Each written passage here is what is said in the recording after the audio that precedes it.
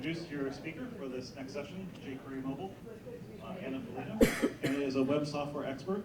As vice president at FoodLab, she helps companies by coaching developers and by providing valuable advice to help clients achieve their business goals. Her latest project was a mission-critical application to increase factory production, eliminate product defects, and reduce raw material waste. She also organizes Confu, a world-renowned conference for developers, and presents at conferences all over the world. And this is Anna's second year at Northeast PHP, so welcome back.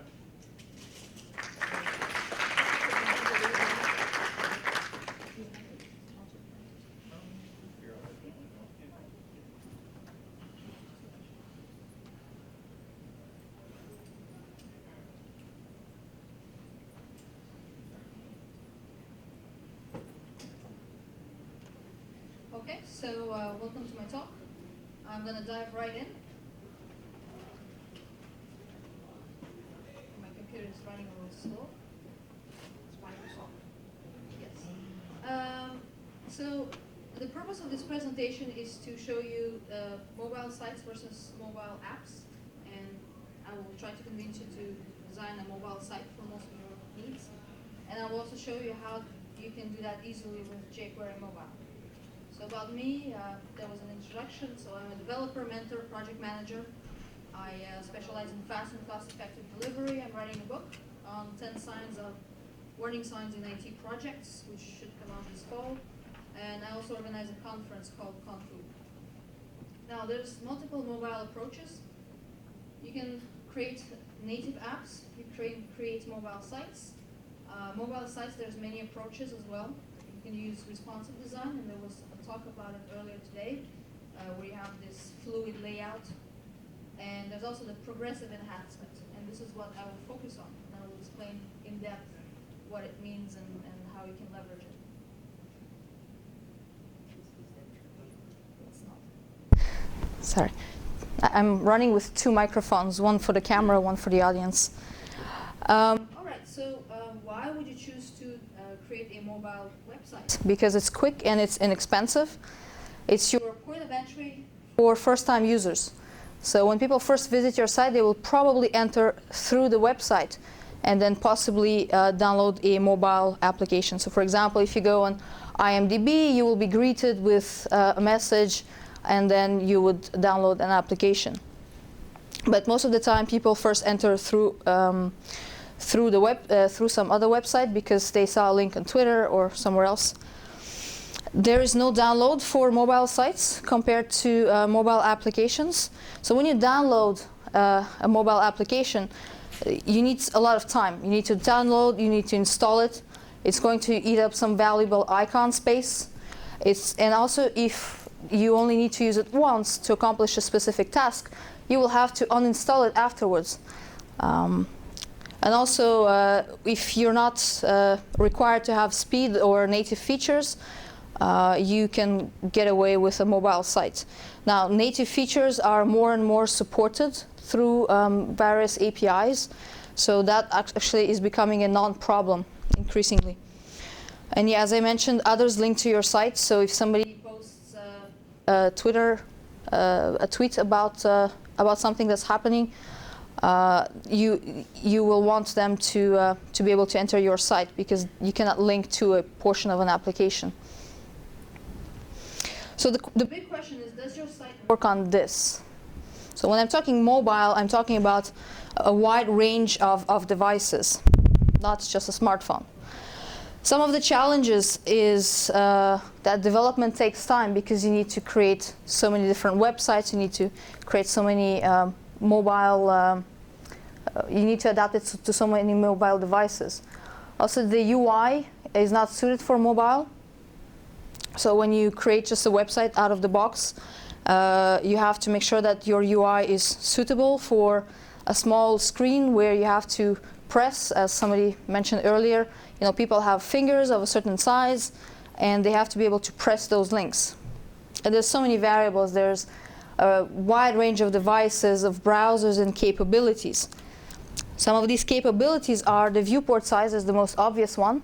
But then there's the pointing method. I mean, we're used with touch screens, but there's also click wheels, there's also joysticks and stylus.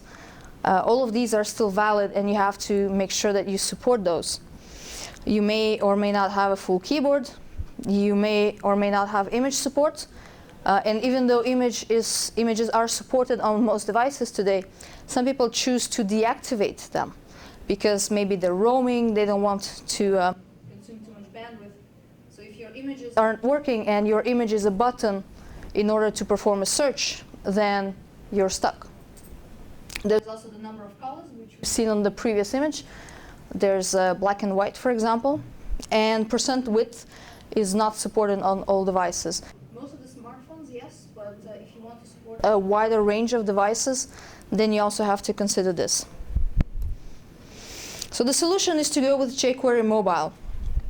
It's a JavaScript framework, and you only create one code base for all of your mobile needs.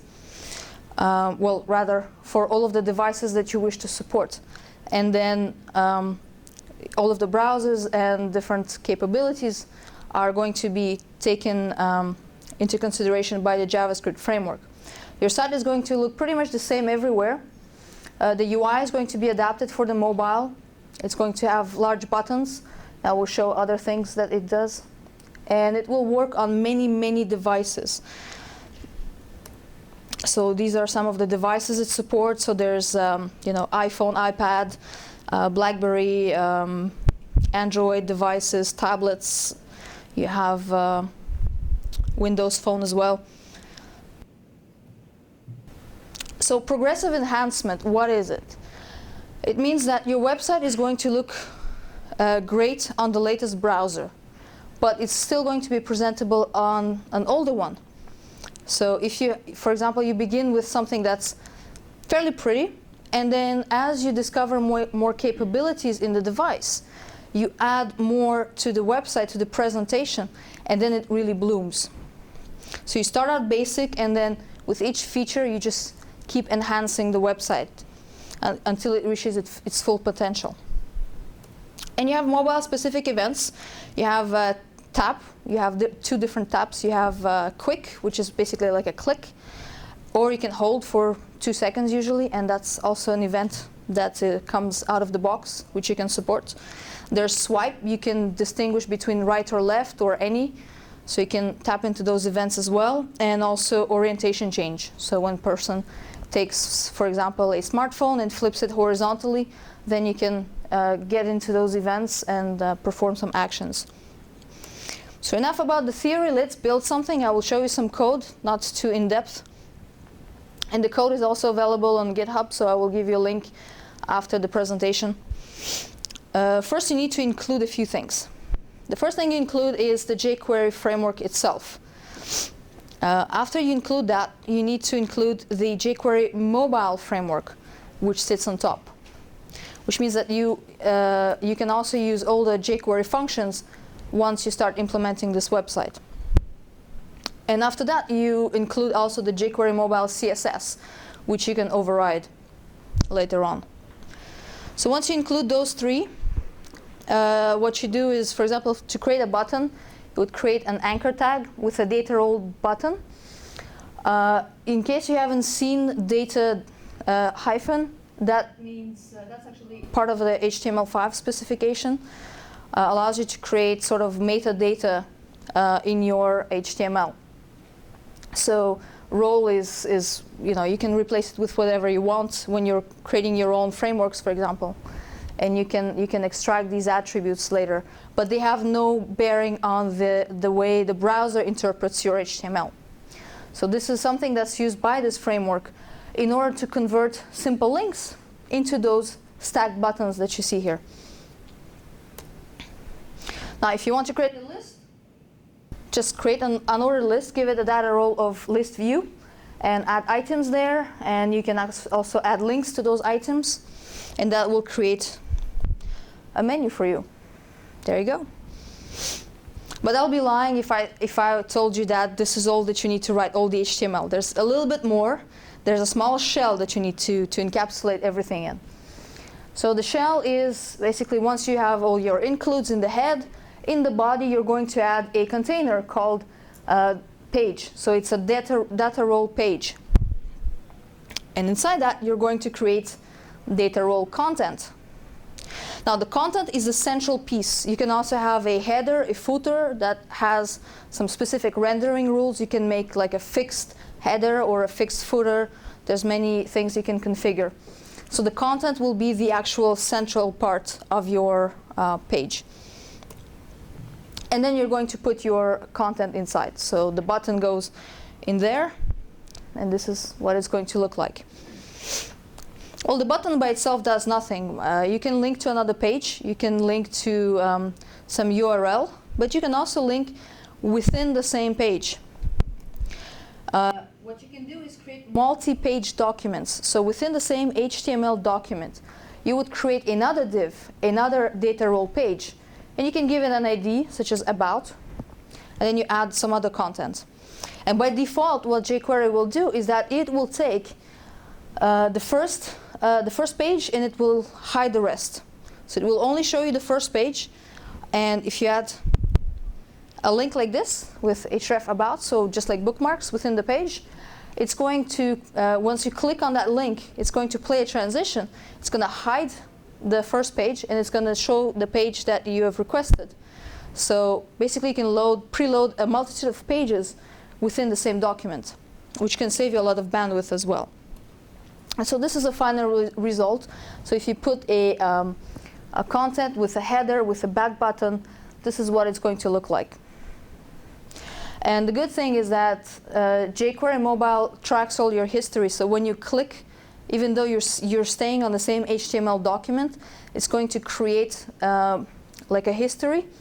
And then when you press back, just in your browser, not this button only, but you just do a history.back or press back on your browser, it's going to play a transition to the previous page where you were. So it's going to track all of your clicks as though they were separate pages. Case study. I'm going to show you a conference website. So I've been to a conference once, and they had a very difficult website to use on the mobile device. And so I created a different design for them. So this is the original website. As you can see, it's pretty wide, a lot of links. And if you display it on a mobile device, say like a common smartphone, this is what you will see by default. Of course, you can flip it horizontally, right? So you just flip your device and then in portrait mode, but you still cannot see the entire line. So what's the solution? You have to zoom out. You have to zoom out to be able to read at least one line of text. But then your your text becomes really small, and your links even harder to click. So for example, you can see that there's multiple links together. For example, there is the date. The date is one link. The one that says 5 p.m. Wednesday, that's another link. Then there's the title. Then below there's the different tags for that presentation. And then below there's the name of the speaker. And so if you want to click on any of those, you need to have Hawkeye's aim in order to be able to click that. Or you have to zoom really, you really have to zoom, which is you have to zoom out in order to read the text, but then you have to zoom in and just play with that. It's not very usable. So I'll just show you how you can redesign that using jQuery Mobile. That's one suggestion. It's a lot more readable. It fits on your screen. It's basically a list with a few separators. So you have all the Wednesday talks in the mobile section. You have all the Thursday talks. And I'll explain the changes I made and basically the improvements that we made. There's no zooming required. I mean, it fits perfectly in vertical mode. You have a search box to filter list items. So it's a little faint, but just below the schedule header and above the Wednesday separator, there's a field where you can start typing. And as you type, it's going to filter out the results that are relevant. So it's all dynamic. There's no going back to the server. And the entire block is clickable. So instead of clicking on just the title, you can click on the entire on this entire block, and you go to the next. You go to the description page. There's less info to reduce clutter, so I have removed some of the information, such as the descriptions, all the big paragraphs. And the separators indicate days, which is a little better than having them repeated at every single line. Yeah, and just to show you what it looks like when you start filtering, you just start typing, and as you type, it's just going to reduce the number of results that are shown to you. And then you click. Oh, and also something I forgot to mention is that the separators remain, so you still know in which context you are, so you don't lose that information as you view the page. So this is the description page, also very lean. So the changes, once again, no more zooming required. Because there was still quite a lot of information in the description and the feedback parts, I made them into collapsible blocks. So this is an accordion, and as you click description or feedback, it's going to open one part or the other. The reason I used an accordion instead of just putting them all there is because you want to know what kind of information is available to you as you enter the page without having to scroll. Because scrolling on a mobile is always a bit tricky, and you're afraid to click on something. For example, if you scroll a page and there's like a Google Maps, and suddenly you find yourself scrolling the map, and then you're stuck. At some point, I had a website where the map took the entire height of the screen, and I was stuck there. I had to go back and forward, and then do a really quick scroll, just to get past that and not be stuck there. So, but you have to be really clever. So you don't want to put your users through that, because not everybody might figure out that trick. And also I have the share buttons that are always visible at the bottom, which is very useful for conference organizers, to spread the word and get more tickets sold.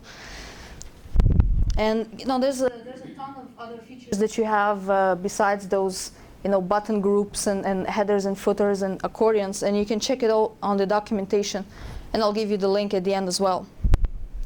So yeah, this is what the accordion looks like. You have a feedback form in one, and you have the description in the other. So some of the useful widgets you will find on api.jquerymobile.com. You have groups of buttons and such. They show you all the widgets in categories, and they have interactive examples for absolutely everything. So you go into the forms category or the buttons, and they show you all the ways you can customize your buttons. And there's an example for each, and you can view the source also. So it's really, really neat. One of the most complete documentations that I've seen from an open source project. So any questions? This is my halftime. Do you have an example which you consider ideal for a business or an organization which you think meets most of the criteria on the mobile side? Well, there's so many use cases. What would I propose, like in terms of usability? Well, I have some usability examples at the end, so that may help you get the answers. Yes? I was going to say you have to repeat the question. Oh yes, I have to repeat the question. Right. I forgot.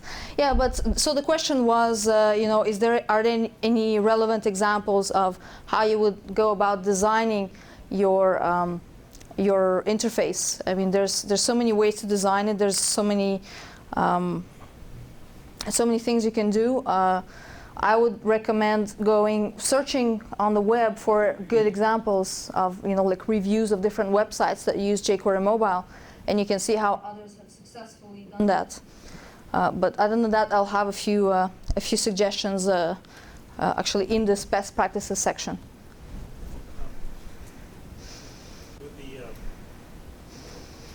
With the data role page, you showed divs. Is it possible to use sections or article elements for those as well?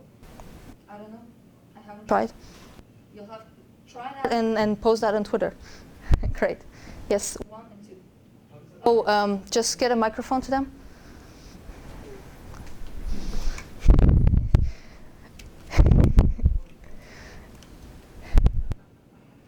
If you have all the content in different divs on the same page, how does that affect your SEO? How does that affect your SEO? Well, Yes, it would be not ideal because it's using the pound sign, and everything that's after the pound sign cannot be referenced. So I guess you're going to lose that part, but it will be presented as though it was part of that page. So because jQuery is JavaScript based, it basically hides the other divs, but they're still referenced. So they will be associated with the original link. So if you have a URL, everything that's on that page will be indexed.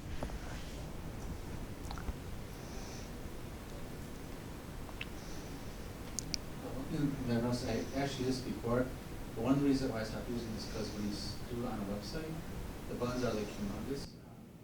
Is there anything in place to make it so that, the change in the size of the site will cause it to be a little bit less intimidating? Because it kind of like blows up the mobile version to be kind of like a big mobile version of it. I'm not sure what you're asking. Like, for example, if you have the same exact site on like an internet browser, all of a sudden, for example, the submit button, instead of being small, it's in the width of the page. Okay. So what you mean is that if you take this mobile site and you show it on a desktop, it's not going to look pretty. Yeah, is there any way, does that have functionality in R2? Not here, because jQuery Mobile uses progressive enhancement. There's the other approach that I showed in the beginning is, and I need some battery. So as I said, you have also responsive design, which you can use with frameworks such as Bootstrap or Foundation, I think. And there will be a talk about that later today or tomorrow, maybe. So what you can do is go with responsive design, or you can also actually mix the two. There's a possibility to mix. I'm pretty sure it's mixable. So you're actually able to use, for example, Bootstrap and the jQuery together? Yeah, I haven't tried that. Because I currently am using Bootstrap, but I know like the visuals for jQuery look more like an app. So I like the visuals of jQuery because of the way that looks. Yeah. Kind of the expression making it. Yeah, well, you can use Bootstrap just for the grid layout and hiding and showing things based on the resolution. So the way Bootstrap, for example, works is that you will have, just a second. So in Bootstrap, you will have, for example, small, medium, and large screens, and you can define different areas of your site that will only show on the small version or will be hidden on the large, and you can hide and show elements this way. So you can enhance the experience further if you want to reuse the same website both on a small and a large device. Yeah, but progressive enhancement in itself does not solve this problem. You will need to use responsive design in order to do that. All right. There's a question here in the back.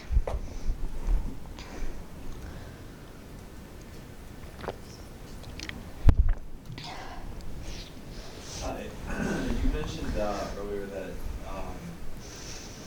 a lot of mobile operating systems are exposing some of their core functionality to web. Yeah.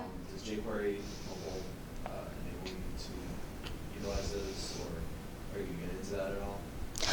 Well, actually, not jQuery Mobile itself, but it's the HTML5 that allows you to get into the camera and the GPS, and soon you will be able to get the acceleration information. So if you start, flipping your mobile for some games, you will be able to get into those events as well.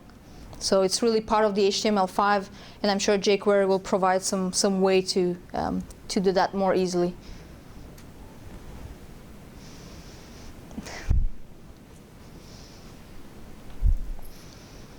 So you suggested that if you want to put together a website that does desktop as well as mobile, do responsive as well as jQuery mobile.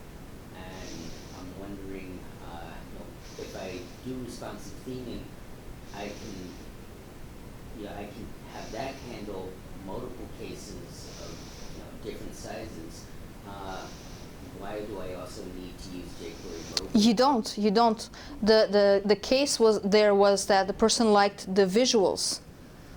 But of course, you can take those CSS styles and just apply them using responsive design. But usually, yeah, you would use either just one or the other. You wouldn't normally mix. But responsive design is a little more involved. Means that you need to understand how content flows a little more. It takes a lot more thinking, and you will have to design for multiple sizes. So how your site looks on a very tiny device, how it looks on a full desktop. So you have to create all those different designs and implement it in a way that it becomes fluid using media queries or some framework. Well, let me rephrase the question slightly. Rather than why do I have to, if I do responsive design, is there any benefit of, for the smaller sites also using jQuery mobile? Okay, is there any benefit of mixing the two? Well, I would say that responsive design, personally, I think that it can be quite intensive in terms of bandwidth, because you load images of large sizes and then you scale them down, unless you can find clever ways to go around that. This is why you might want to use one or the other, and because it's so much more complex to create responsive design as opposed to just throwing some elements together as I showed. I personally don't know of any benefits of mixing the two together. Yeah, but I don't know the universal answer to that. Okay, all right. So into best practices. So here are some of the solutions to your tough layout problems. Consider splitting things into groups. Now we're talking about long lists. So if you have a whole bunch of links, you can do groups. So for example, if you have few groups such as Tuesday, Wednesday, Thursday, you can split that using a navigation bar. So if you click Tuesday, you will only see results for Tuesday.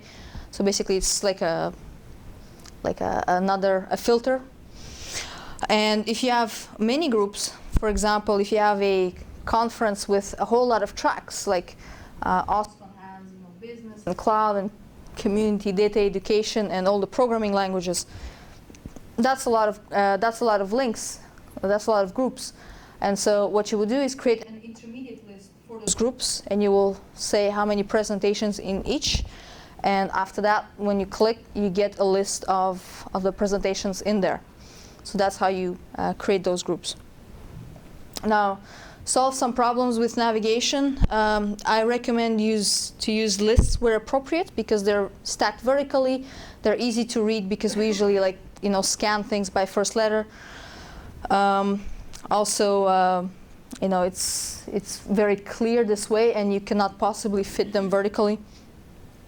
So just use lists wherever appropriate. Add back or home buttons. That's another one. So even though people can click the back button on their mobile device, occasionally that will cause you to close a tab or exit your application completely. So people are not sure what's going to happen. So this gives some sort of some sense of security.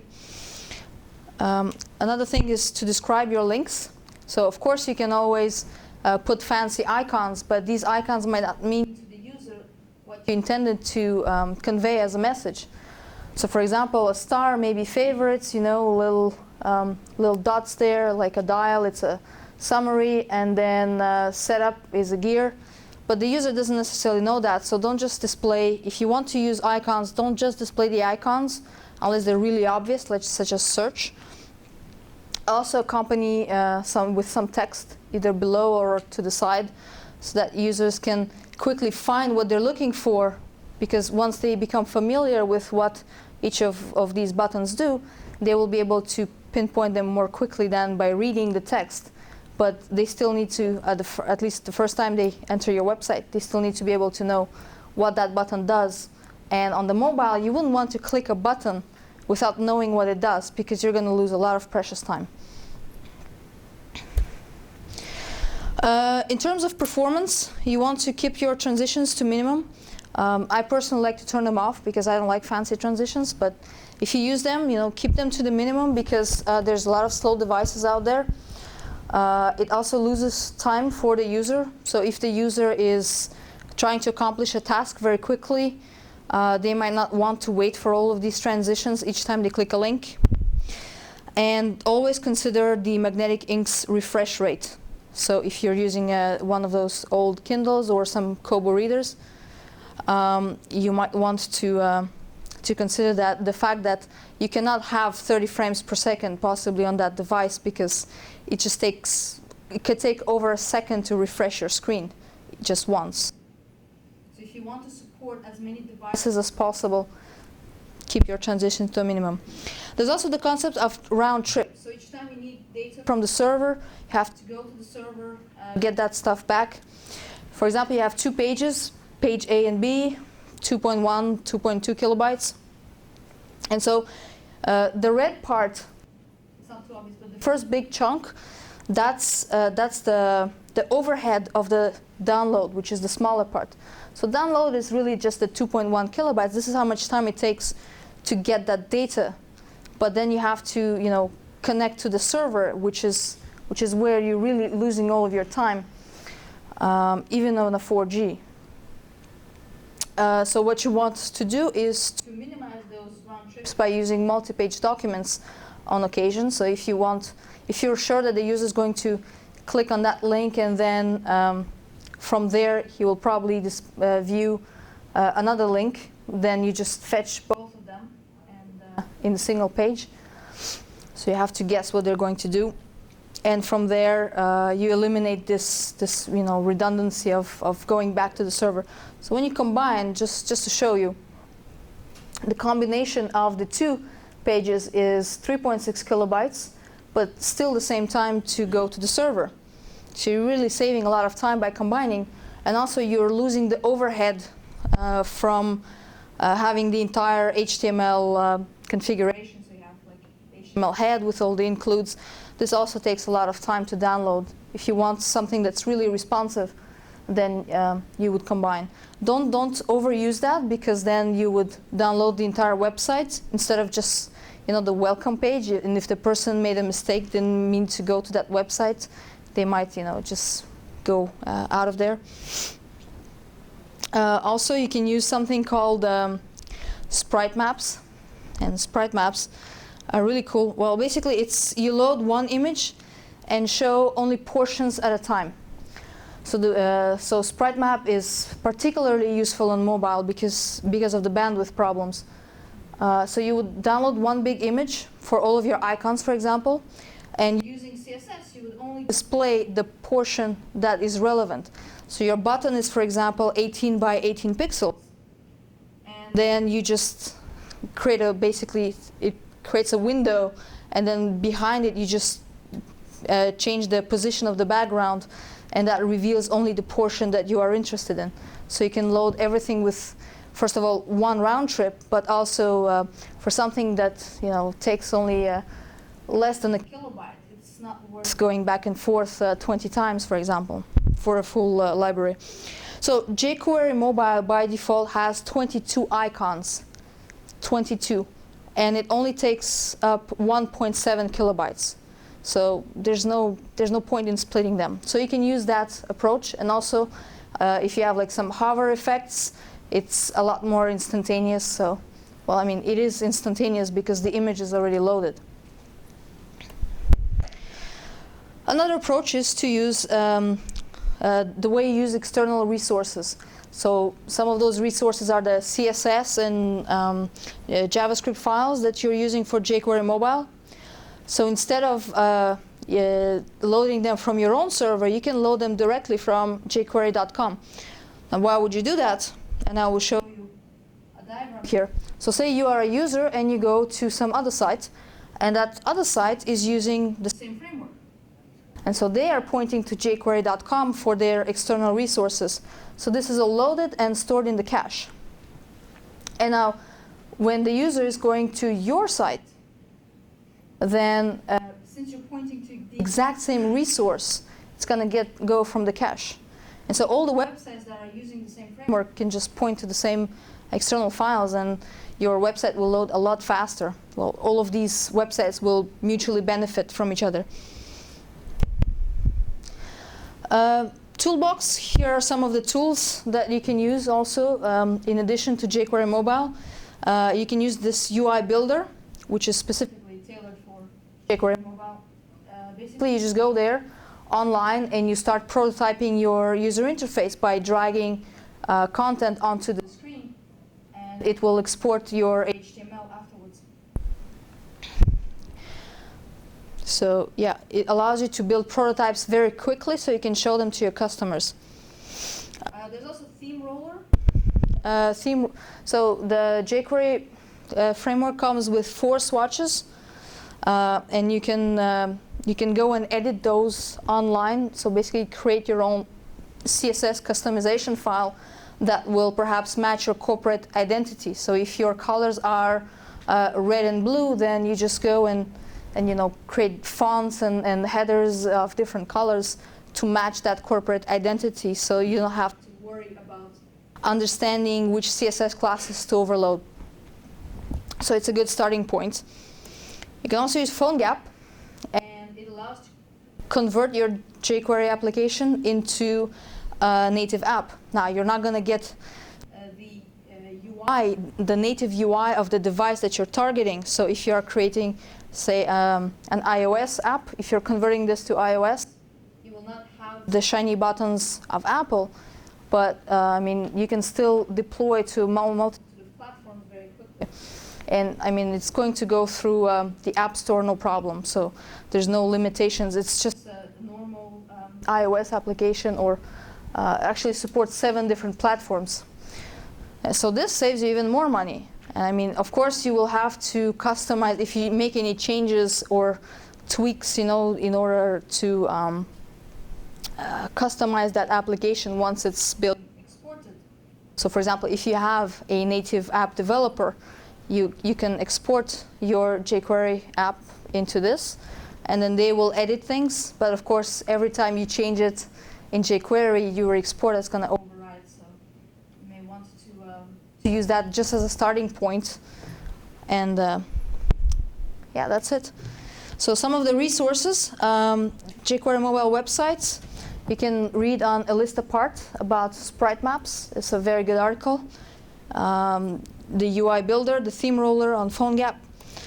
And yeah, you can find me on Twitter. You can read my blog.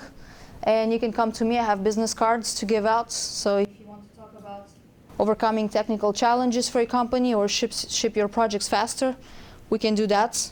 I also have little cartons here that explain how to do unit tests. So if you want some more free information, it's right here. All right, thank you very much.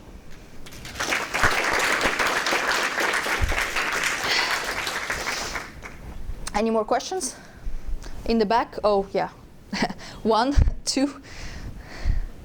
So 1 in the back, 1 here.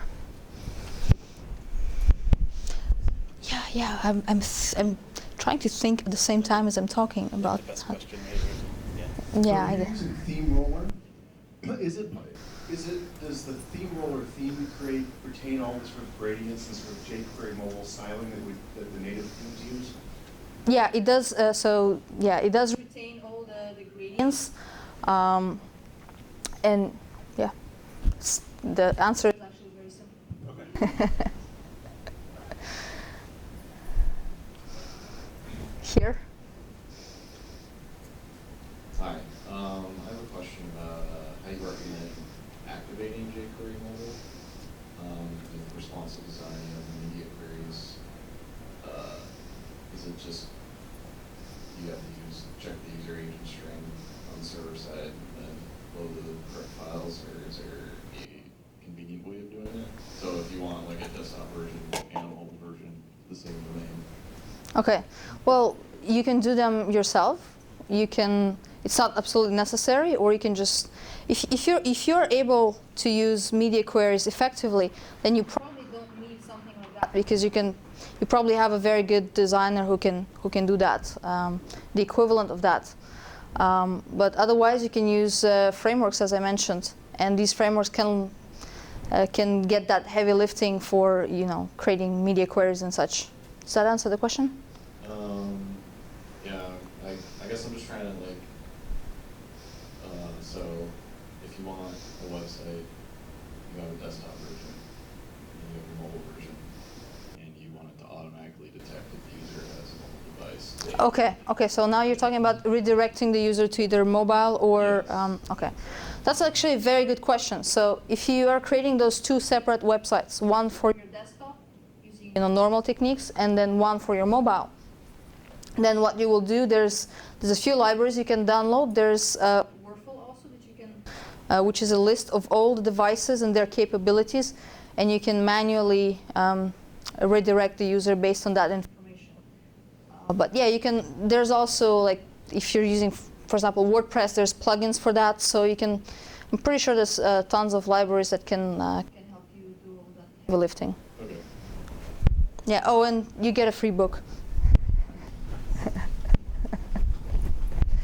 Could you pass it along?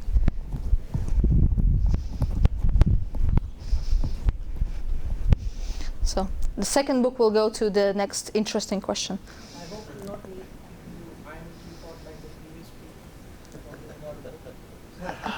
I'm sorry, what? One of the previous talks, she had us get up and sing "I'm a Little Teapot" to get a book. Oh yeah, yeah.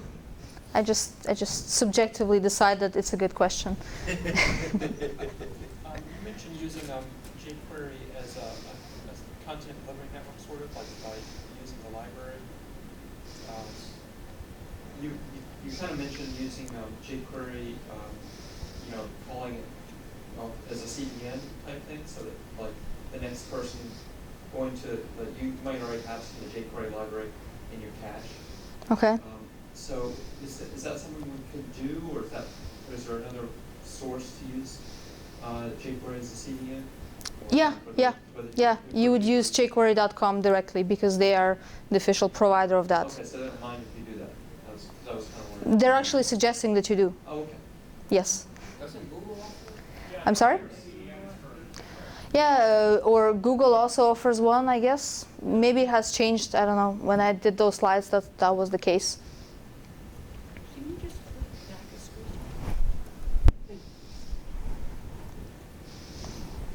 My question goes more for the design of jQuery Mobile. We currently use it as a solution for our mobile platform, but as the designer for the platform, I found the color palette really restricting. The fact that you only get a few of those classes to work with, you can't really assign, what if you want to change your colors, you kind of have to reuse your class across. Is there any possibility for them expanding in the future where you can really kind of become more customized with it as you move and not, I feel personally restricted just having, those 3 or 4 classes to work with. Okay. Well, when you're talking about customizing, are you talking about the theme roller output or what you were able to find yourself? Or are you basing this on the documentation? More on what we were able to do ourselves. Okay. We had, you have a color A, which is used on 3 or 4 different pages, but you couldn't go and say on page, the next page I drilled down into, I want the page color to be yellow, where the first page was red, for example. You had to reuse that page color across every single one of your pages. Okay, so you want to create different pages with different color palettes? Yes. Okay, but you can do that. You can just create an outer layer, like outer div with a class, and then you can tap into that. So jQuery won't probably offer that out of the box, but you can easily overcome that, I guess, with a few of your own class attributes.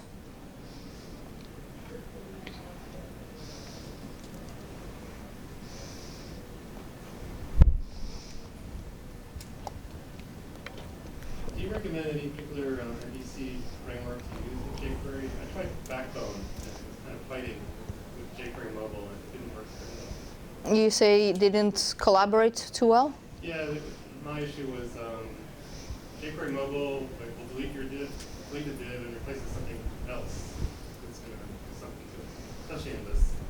And with Backbone, it wants to generate the div for you. And if it didn't work together, I had to create a div around it and then replace that one. One that jQuery mobile deleted and replaced was still be there. So Yeah. it's this idea in jQuery mobile where you delete the divs that user writes and then replace it with something else. That's probably Yeah, well, I have no experience with Backbone.js personally. I'm more of a PHP developer, actually. But it's a very good question, and maybe there's other frameworks that play better with jQuery Mobile or jQuery, like MVC frameworks. I mean, perhaps it's possible, but I will need to research that. Yeah, and yeah, you get a book.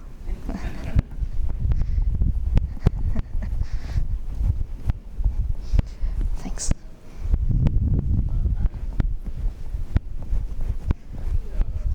So I'll take one last question because we're running out of time. So I had a comment related to this gentleman's question. It's related to MVC frameworks. I worked a bit with Ember.js, which is another front-end MVC framework. And what a lot of those frameworks try to achieve is a state, preserving state on the front end. And in doing so, like for example in Ember, Ember uses what's known as the router that uses URLs to persist state. So if you're using something like jQuery UI, it might be in conflict with what something like an MVC framework is trying to achieve. Like for example, in the example for the navigation where you clicked a section and it hid one div and showed you another, that might be in conflict with, for example, in Ember, the way you would do that is to say, oh, okay, well, I have a route that is going to be for the about section. You click it, and then it would take care of hiding the initial div for you and then showing the other one. So I think, I'm not sure about Backbone, but I think a bit more research might be necessary to get that sort of scheme working with a front-end MVC framework such as Backbone. Okay, cool, thanks. All right, so thank you very much. And as I mentioned, you can get these ref cards to learn how to ease into the unit testing business. Would you like one? Thank you so much. You're welcome.